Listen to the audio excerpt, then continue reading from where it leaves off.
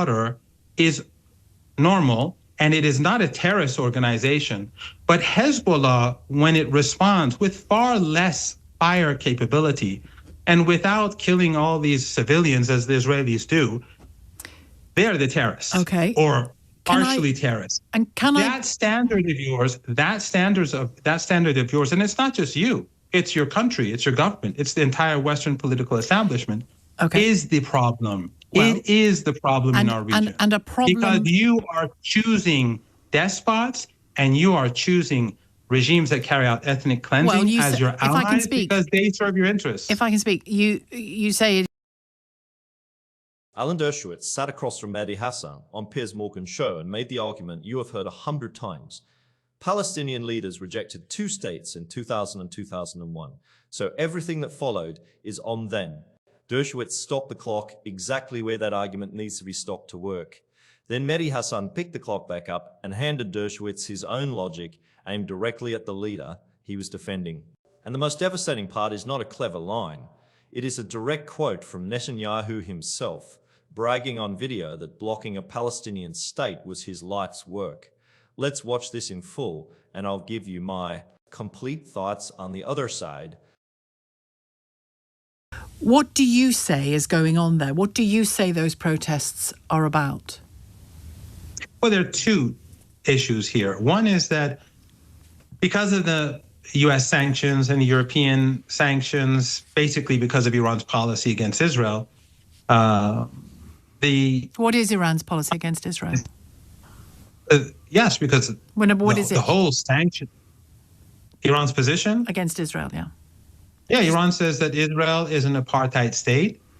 It is not morally legitimate, and that Palestinians have the right to return, just like apartheid South Africa. That it shouldn't exist. And back then, that it shouldn't exist.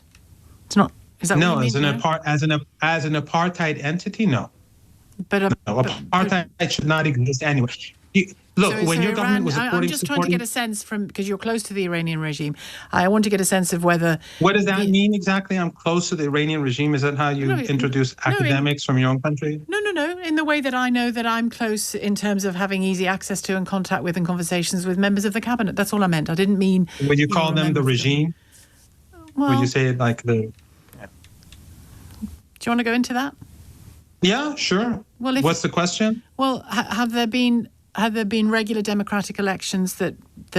No, you were talking about Israel. Oh, okay, we'll go back Iran's to that. position on Israel? Yeah, I'm just trying to get a sense of whether Iran's position on Israel is identical to its position on apartheid South Africa. When your government was supporting the supremacist regime in South Africa, the Iranians were supporting the ANC and Nelson Mandela. Yeah. The same logic applies to Palestine. Right. So it's not the existence of Israel, it's the nature of this Israeli state. Is that what you're saying? Yes, exactly. That Iran's opposed to. The state could be called Palestine, it could be called Israel, it could be called Walt Disney, but as an apartheid state for Iran, this is not acceptable. And isn't Iran something of an apartheid state, particularly if you're a woman? Have you ever been to Iran? No, but there's lots of countries I haven't been to that I know about, hear about, read about, speak to people about. It's not an apartheid state. No, it's not an apartheid state. Women are dragged off the street for not wearing the veil? No, that's not true at all. It is true. Well, you can say it's true, but that doesn't make it a fact. I think most people listening know that it is true. I live in Iran. Many journalists come to Iran. Journalists that you can invite, Jewish journalist Max Blumenthal from the Grey Zone, invite him on your show. And he's been to Iran just recently for a couple of weeks. He went to different cities on his own with his wife. There's also a journalist. Ask him if any women have been dragged off the streets anywhere that he's been to. So you're denying that the Iranian government forces women to wear the veil, the hijab?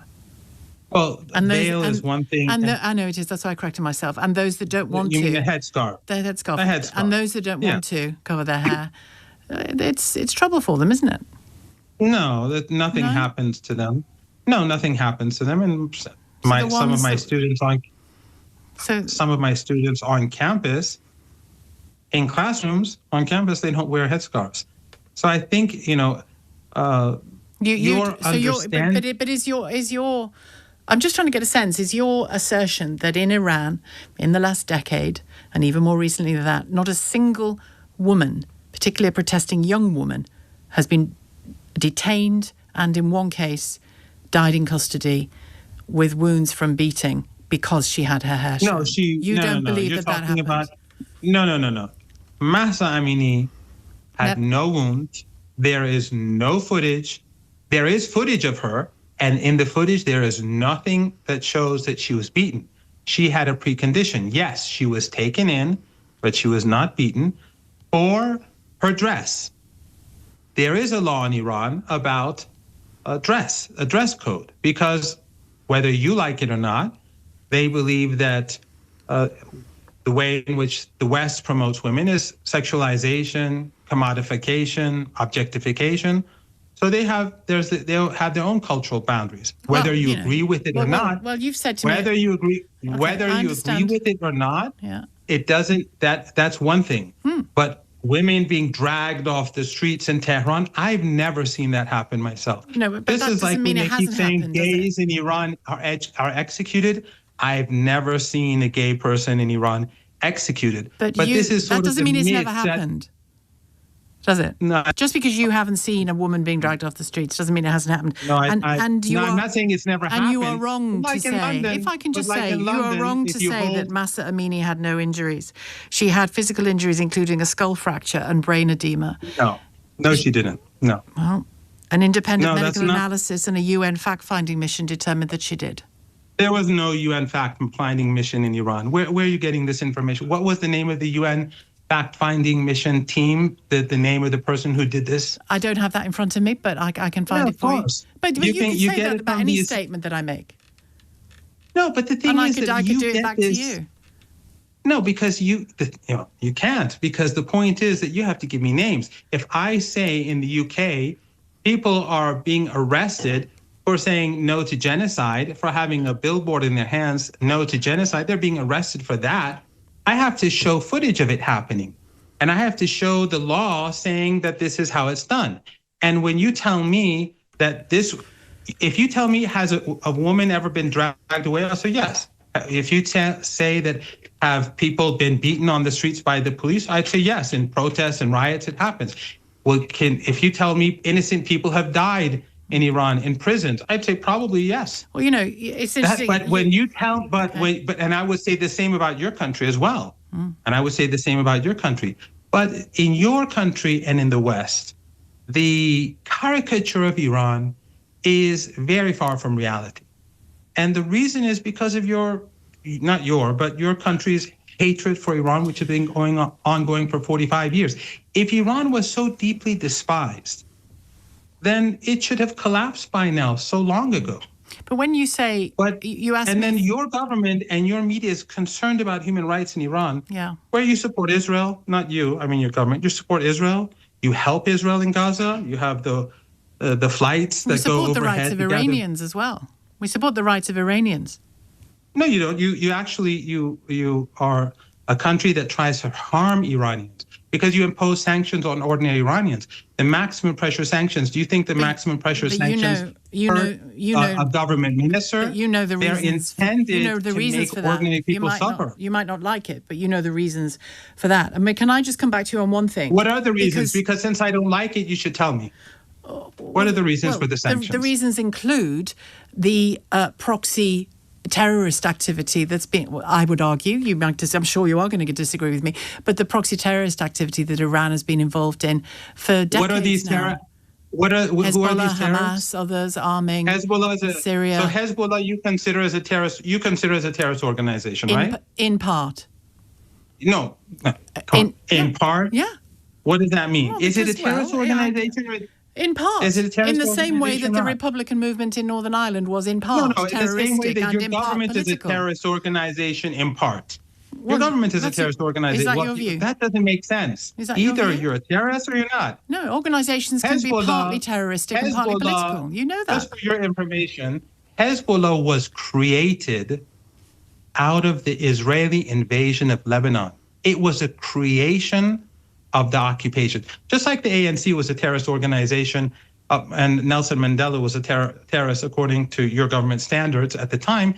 Hezbollah was created when the Israelis invaded Lebanon and took Beirut. But you do know, surely, as an academic, that organisations can be terroristic and political and have wings which are both, and social as well. The Republican movement in Ireland certainly did. So you're saying that the political wing of Hezbollah is not a terrorist organization? It has connections to a terrorist organization, yeah, but it operates on different levels. So it's not a terrorist organization? In part, it is. Look, I know you don't want to answer the question. From our perspective, Hezbollah is a national liberation organization that has recovered the South Lebanon and saved Lebanon from Israeli occupation and colonization. And Hezbollah's sin is that it supports the Palestinian people. Hezbollah has been resisting the Israeli regime, and it opposes the regime and the ethnic cleansing and the genocide.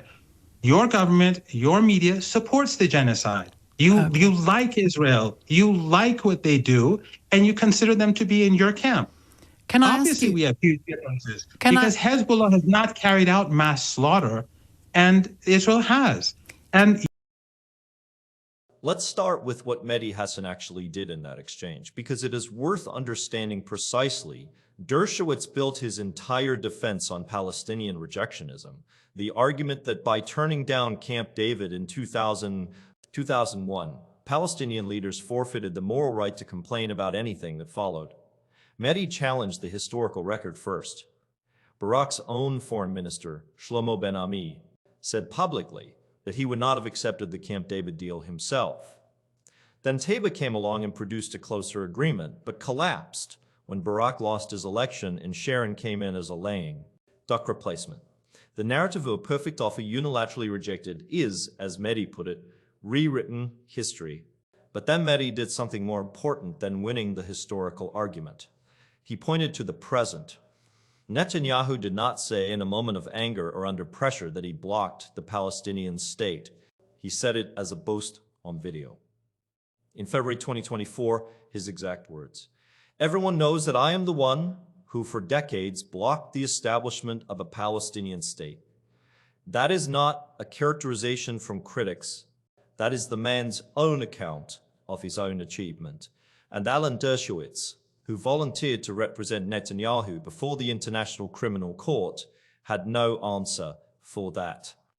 Quote, "He did not challenge it, he did not dispute it, he moved past it. You cannot build a defense of Israeli policy on Palestinian rejectionism from 2001, while the man running the government today is on tape, bragging that blocking peace was his life's work. The two things cannot coexist honestly in the same argument." And then Mehdi did the thing that made Dershowitz genuinely uncomfortable. He handed him his own logic and asked him to apply it consistently. Dershowitz's argument was that Palestinian violence and rejectionism explain and justify the rise of Smotrich and Ben-Gvir in Israeli politics. Mehdi said apply that standard in both directions. Palestinians would say Hamas is a direct result of decades of Israeli siege, the assassination and imprisonment of Palestinian leaders, and the systematic denial of statehood. If Palestinian bad actors justify Israeli hardliners, then Israeli bad actors justify Palestinian hardliners by exactly the same reasoning. Dershowitz wants agency to apply to one side of that ledger only. History does not grant exemptions like that. Now let's talk about what was actually happening while that debate was in the studio, because the present keeps being more damning than the historical argument either way. In July 2025, the Knesset passed a resolution declaring the West Bank an inseparable part of the land of Israel by 71-13. In October 2025, a bill for full annexation cleared its first reading 25-24, with the American vice president standing in the country at that moment, telling reporters it was a stupid stunt that could blow up the ceasefire. In February 2026, Israel's security cabinet approved measures to register West Bank land as state property, creating a legal mechanism to classify land. Palestinians cannot document ownership of a state land open for settlement. That is not a floor speech.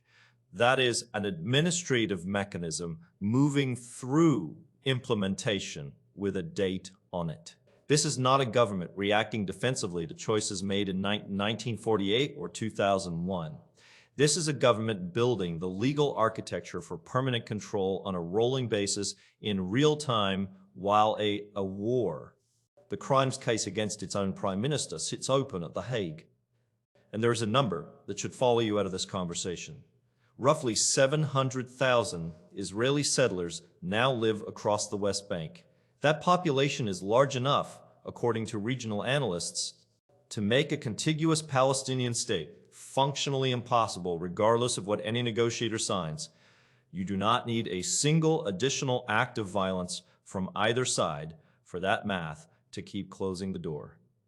It closes a little more every time a new piece of land gets registered as state property, every time a settlement expands, every time a building permit is denied and a home is demolished. The door does not require a dramatic act to shut. It just requires time and paperwork, and the world's attention pointed somewhere else. Two men argued in a studio about who broke the peace process. The peace process was 6,000 miles away, being quietly dismantled in a cabinet memo while the cameras were pointed at their debate. Dershowitz stopped the clock in 2001 because 2024 and 2025 and 2026 are the argument he cannot win.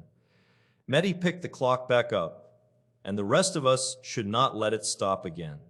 Drop your thoughts in the comments below, hit the thumbs up, subscribe, and turn on the bell notification. I'll see you in the next one.